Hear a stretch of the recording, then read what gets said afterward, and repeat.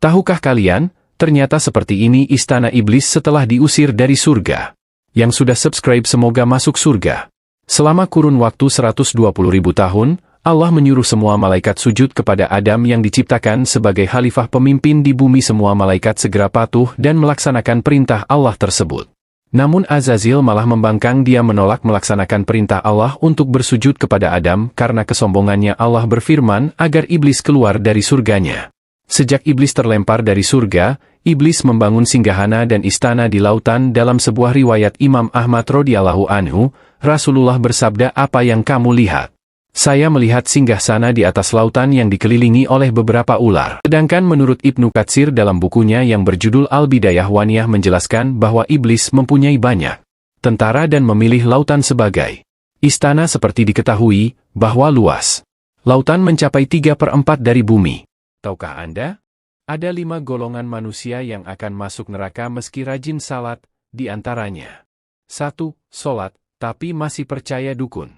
2. Solat, tapi masih menggunjing. 3. Solat, tapi masih berdusta. 4. Solat, tapi masih minum minuman keras. 5. Solat, tapi masih mengabaikan anak yatim.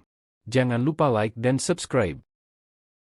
Inilah nasib orang kafir saat hari pertama di alam kubur.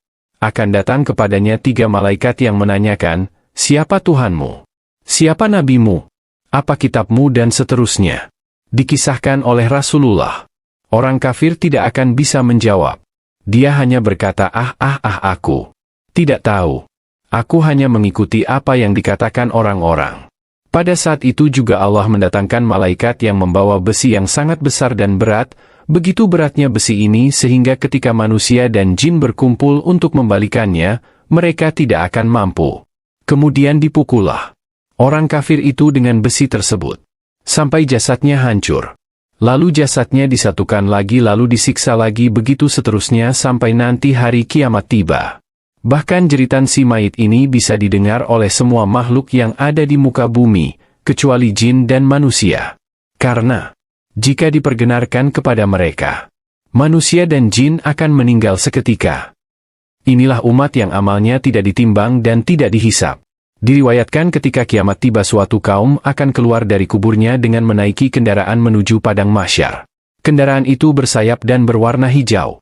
Ketika sampai di padang mahsyar, malaikat mendekat ke arah orang-orang yang menaiki kendaraan itu, lalu bertanya, "Umat siapakah kalian?"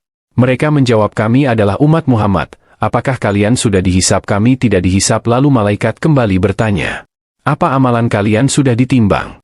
"Tidak," jawab mereka. "Apakah kalian telah membaca catatan amalan kalian?"